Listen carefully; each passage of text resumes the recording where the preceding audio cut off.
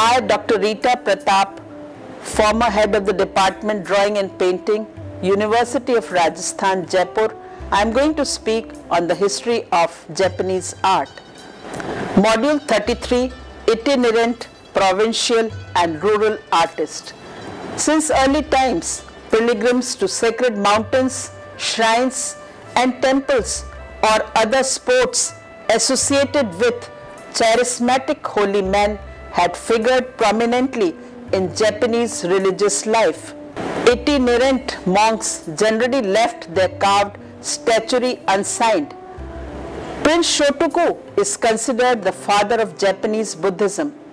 Inaku's statues include deities from traditional Japanese Buddhist canon, popular folk figures and deities from Shinto tradition. Inka's biography was included in the Kyoto publication. Hakun Hakaku painted traditional Zen themes.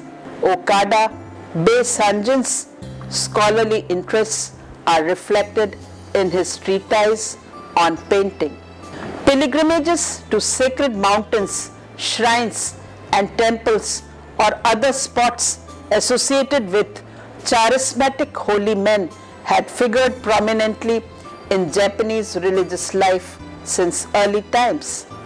Until the late 16th century, however, such arduous journeys were largely confined to unorthodox religious wayfarers known variously as hijiri, yugosha or yamabushi, or to members of the elite hoping thereby to gain religious merit or other benefits.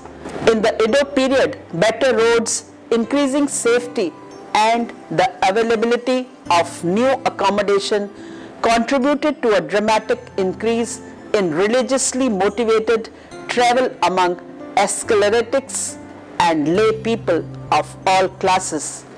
While group journeys by members of religious associations were especially poor, religious itinerancy by individuals also flourished. Among the later group were monks, artists and preachers, some officially ordained and others not, who supported their travels by making paintings and statuary for devotees along their routes by proselytizing with the aid of their own or other professionally painted pictures. For the most part, itinerant holy men lacked professional training, creating works that by urban standards appear awkward and technically naive. Yet the taste for such works was by no means limited to uneducated country folk. The expressiveness and alertness they embodied found an appreciative audience among sophisticated city dwellers. As well, some urban artists such as Jakucha in Kyoto and Kuniyoshi in Edo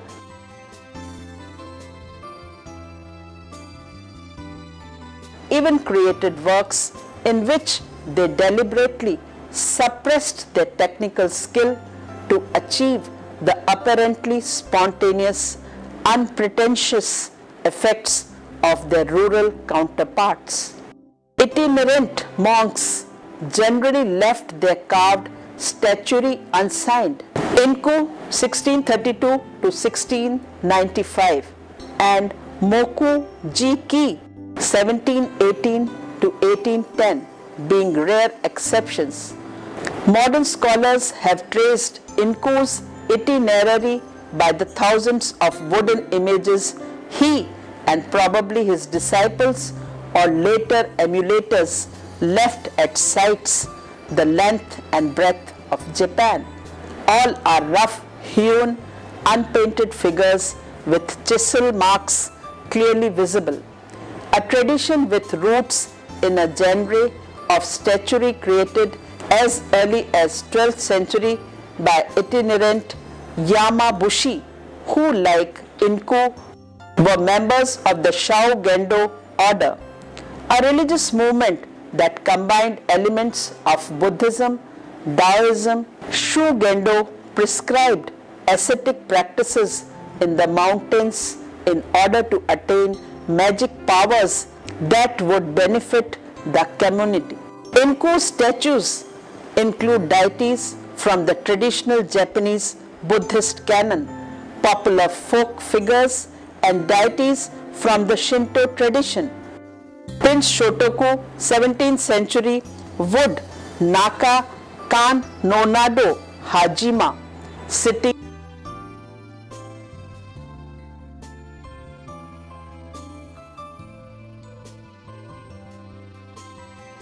This 17th century prince, considered the father of Japanese Buddhism, was the object of veneration throughout Japan.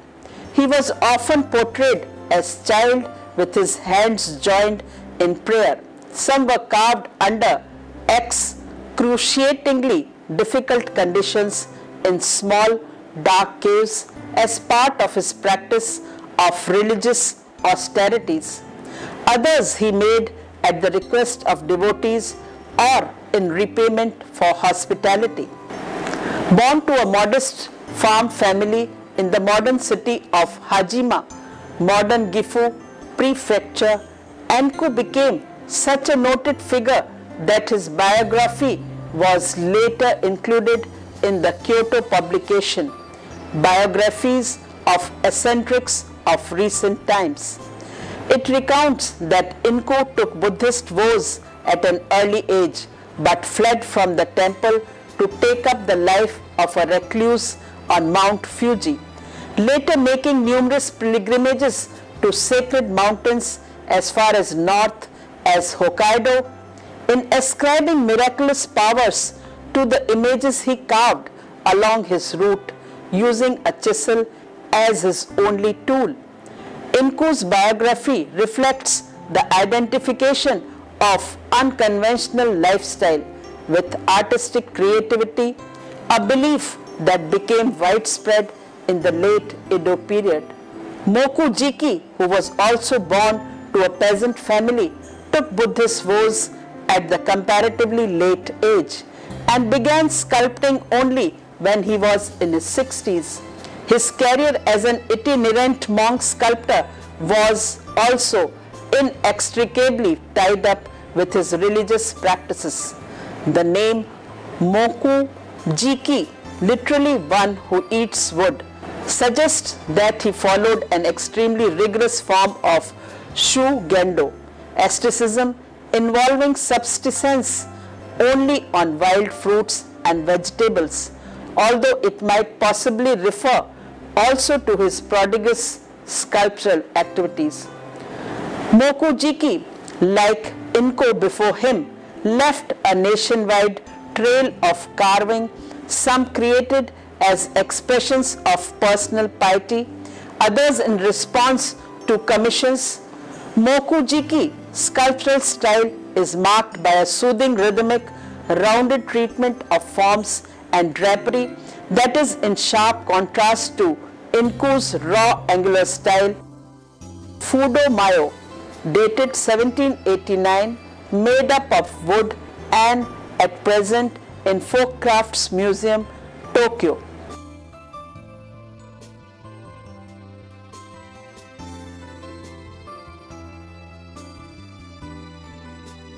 Mokujiki carved his image relatively early in the career while staying at Hyuga Kukubunji, a temple in Kyushu.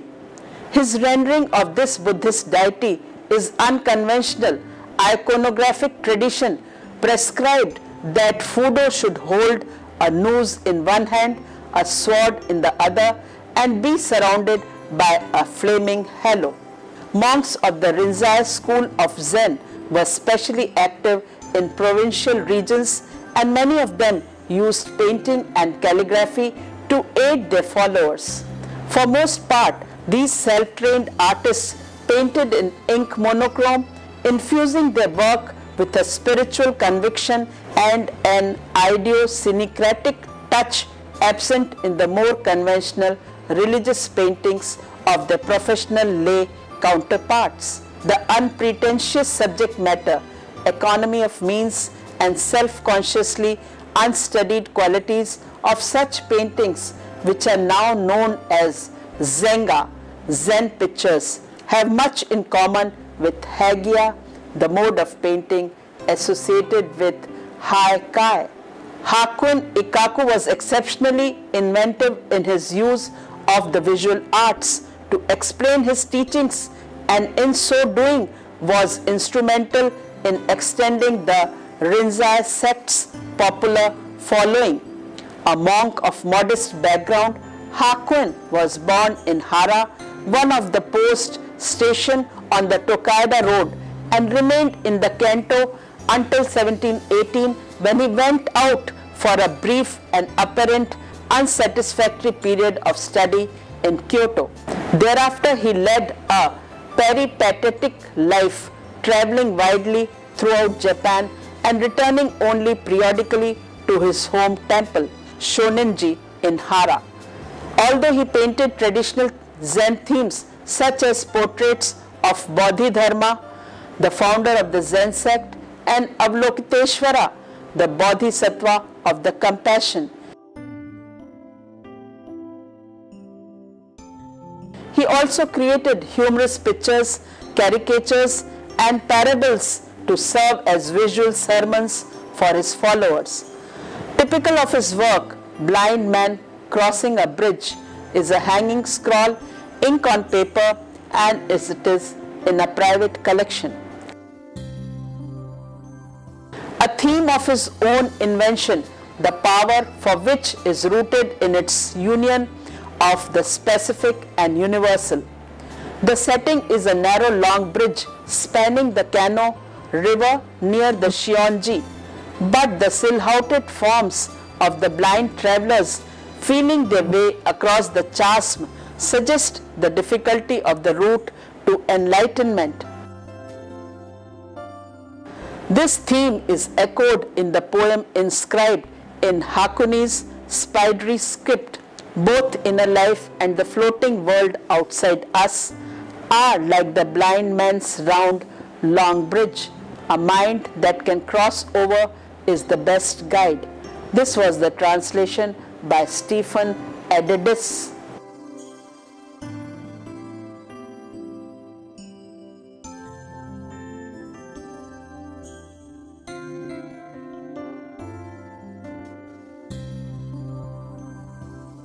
Although the feudal government restricted travel for pleasure or sightseeing, generally it did not refuse permission to visit shrines and temples or healing hot springs.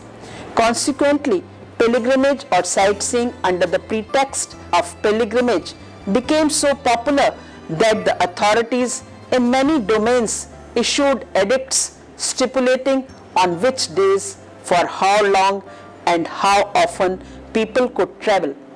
Publishers in Kyoto, Osaka, and Edo catered to pilgrims by issuing maps and illustrated guidebooks highlighting the sacred, poetic, and historic sites throughout the country. With the growth of pilgrimages, the areas in the vicinity of popular shrines and temples developed flourishing commercial districts offering food, lodging, and entertainment, as well as religious objects including devotional imagery. Small paintings workshops also sprang up in the towns and villages along the major routes to supply pilgrims with souvenirs. In Otsu, a village on the shores of Lake Biwa that was the last station on the Tokaido before Kyoto, families specialized in simple paintings and hand-colored prints, which the wayfarer could easily carry home as souvenirs and protective talismans. Religious subjects predominated in the earliest examples of Otesu pictures, but by the 18th century, the repertory had expanded to include a wide range of secular subjects as well. Hard bear bearer.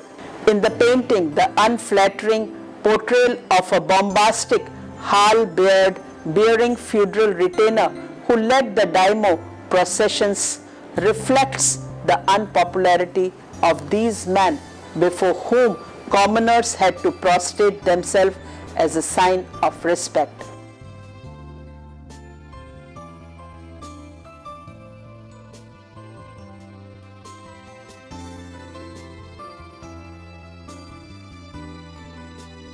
The enduring popularity and many literary references to Otsu during the Edo period suggest that urban sophisticates appreciated these inexpensive pictures as refreshing alternatives to the works available in the cities. The most popular pilgrimage destinations drew visitors from cities, towns, and villages throughout the country. These included Mount Fuji, the temples Zenkoji, modern Nagano Prefecture, and Shinshoji, Chiba Prefecture, and above all Ise Shrine, Mie Prefecture. Ise, a Shinto shrine devoted to Amaterasu Omikami.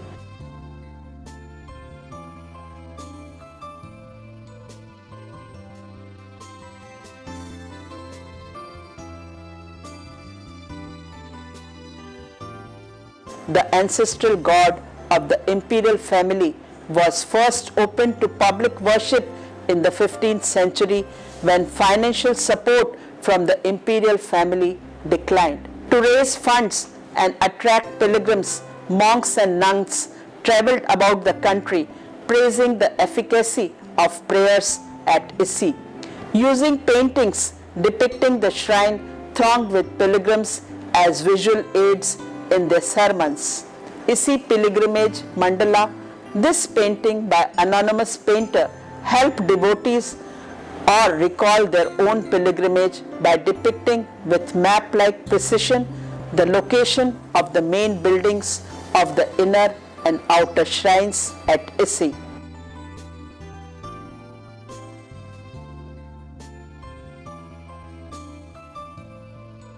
The routes leading to them, the pilgrims engaged in different ritual purifications required at various stages along the way. Similar compositions continue to be painted throughout the Edo period. So successful were their efforts that in 1563 and 1585, the inner and outer shrines were reconstructed largely through popular contributions. In the Edo period, popular pilgrimages to Ise to pray for abundant crops or personal well-being mushroomed as a result of expanding membership in religious confraternities organized by itinerant Ise priests. Members of such organizations paid annual dues so that every year a group chosen by lot could worship at Ise on their behalf. Ise pilgrimage mandals often served as objects of devotion of such groups whose membership is estimated to have included between 80 and 90% of the nation. Mass pilgrimages occurred periodically over the course of the Edo period, but in 1830 the popularity of Ise was such that more than 5 million people were swept up in the event. Until the Edo period, communal observances such as festivals and pilgrimages had been for the most part local and regional affairs. The Ise phenomena, reinforced by the ideology of the nation's learning movement and drawing participants from throughout Japan, transcended regional boundaries, signaling the beginning of a unified nation cult centered on the worship of the deities associated with the imperial family. Poet and literary painters. Many painters in the tradition of Yosa Buson and Ike Tagya were restless individuals with lives rooted in the city yet drawn for various reasons to life outside it. When they traveled, it was not usually with the particular destination in mind, but rather because the sense of dislocation and flux thus endangered was conducive to self-discovery and enhanced creativity. Travel also offered opportunities to satisfy the yearnings to learn more about Japan and to establish or expand a network of patrons.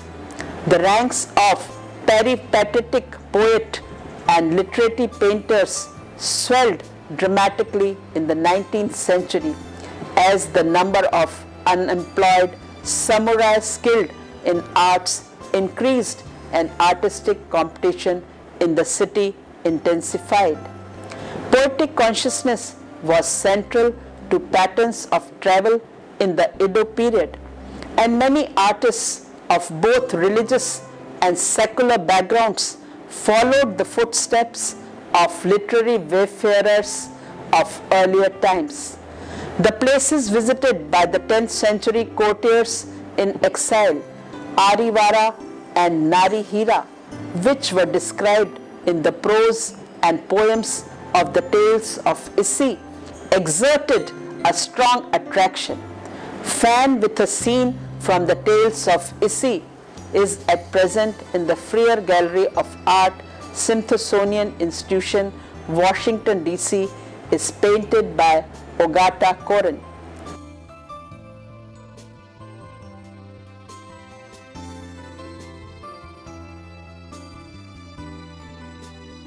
Incense container with scene from the Tales of Ise is a stoneware with overglazed enamels.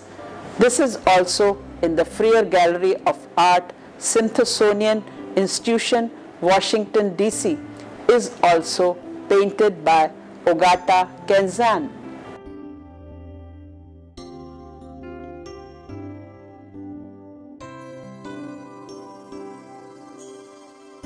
Both Koren and Kenzan were exceptionally skillful in adapting classical literary motifs to the requirements of various media. The decoration on both the fan painting and the incense container illustrate the same episode from the Tales of Ise.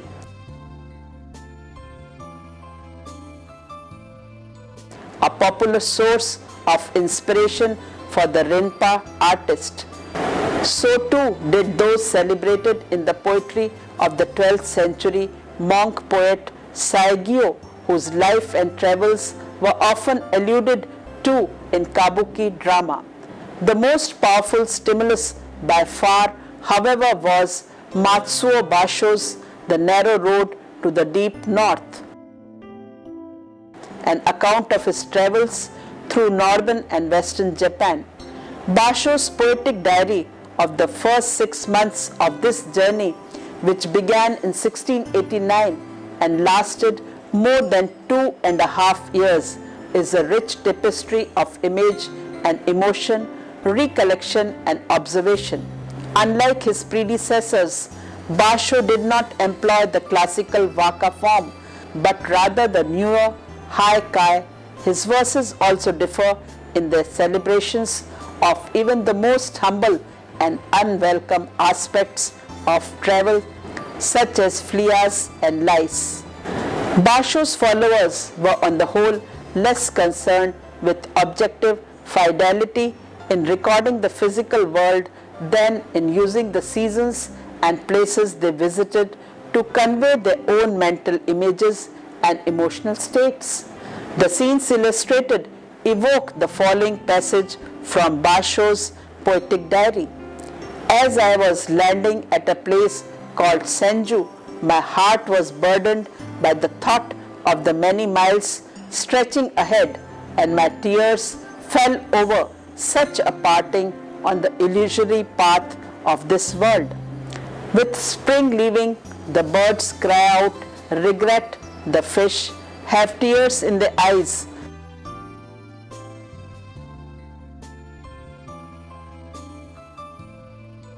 That poem marked the beginning of the pilgrimage, but it was difficult to set forth. There were all my friends gathered to see me off and apparently prepared to stand there till they saw the last of my back vanish down the road. This is a translation by Earl Minid. Buson, who studied under a Basho disciple, was one of the many who retraced Basho's route into the north, later creating many paintings inspired by his journey.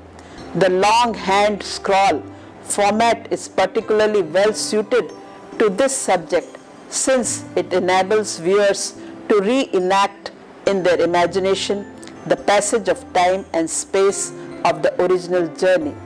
The juxtaposition of the passage from Basho's diary with the sketchy portrayal of the poet and his companion reflects the harmonious accommodation of word and image that distinguishes Haiga. Although Tagya was also inspired to visit places celebrated in Basho's poetic diary and even kept a personal diary of his own journey to the three peaks, Hakusan, Tateyama, and Mount Fuji. His sense of place differed considerably from that of the poet-painters in Buson's circle. His many views of Mount Fuji and Mount Asama, for instance, communicate the exhilaration of exploration and discovery, and a keen sense of curiosity about his physical surroundings.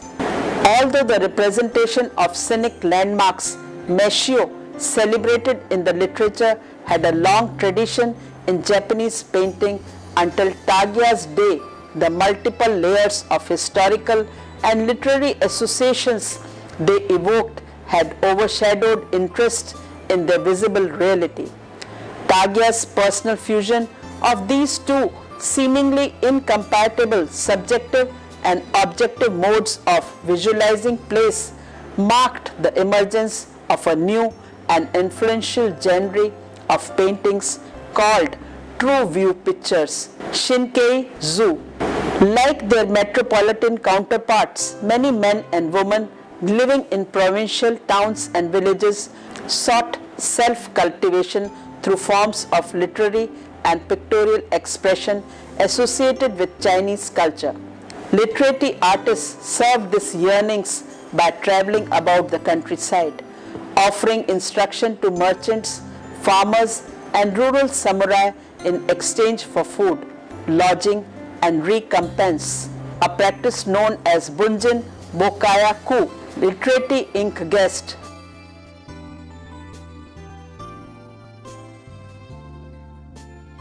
They made specially rapid inroads in small towns and villages in the Kansai region and along the inland sea, where the development of industry and artisanal activity had brought great prosperity, and with it the leisure to enjoy cultural pursuits. Yuragami, Gaikyudo, Raisenyo, and Tano Mura Chikuden were all active in this region. All were estranged from official culture, yet no doubt beneficiaries of their former status within it. Gyakudo made a living chiefly by offering instruction in the quin, a stringent instrument, mastery of which was considered one of the four gentlemanly accomplishments. Senyo relied on his skills as a scholar and poet as well as a painter and calligrapher. So did Chikuden, who was often his travel companion. Chikuden, who came from a distinguished family of hereditary physicians in northern Kyushu, resigned his position as head of the clan school in 1811 after his proposals for local administrative reforms were rejected. Thereafter, he spent much more of his time in Kansai area, where he developed his artistic skills through contacts with other literati, most notably Okada Bei-sanjin. His scholarly interests are reflected in his treatises on painting, which include assessments of the work of fellow literati as well as pointed criticism of that of rival schools. Many of Chikuden's paintings incorporate visual allusions to his travels along the inland sea, both in stormy and calm weather, are ubiquitous. Two works painted in the intimate album format, Scenes from a Boat Window, a record of a trip he made in 1829, and yet one more pleasure is an album leaf, ink and colors on paper, and in the Niraku Museum, Nara. It is a record of one made in 1831-32 are unusually evocative. The tranquil idyllic scene in a leaf from the later reproduced here reveals the lyrism characteristic of Chikudin's finest work.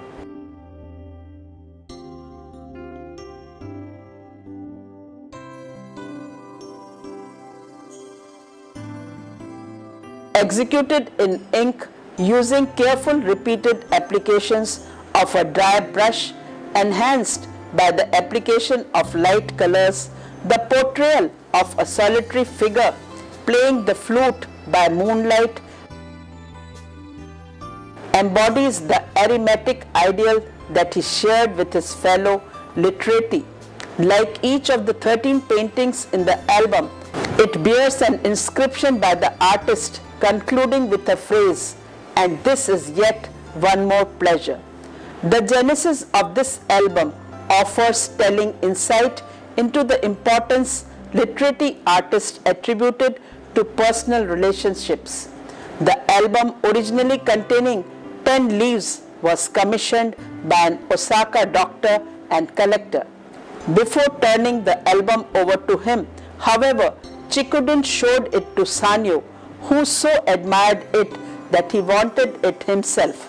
Chikudin acquiesced, adding 3 more paintings for his friend as well as an account for the affair.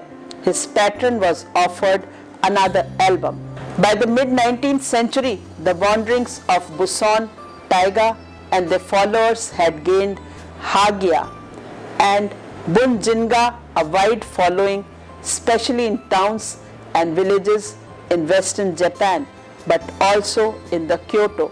The popularity of these art forms, both of which combined verbal and visual components, served as a catalyst for the formation of countless provincial cultural quartiers comparable to those in urban centers. The diffusion of the aesthetics of Haiga and Bunijinga brought about a blurring of the cultural boundaries between city and country.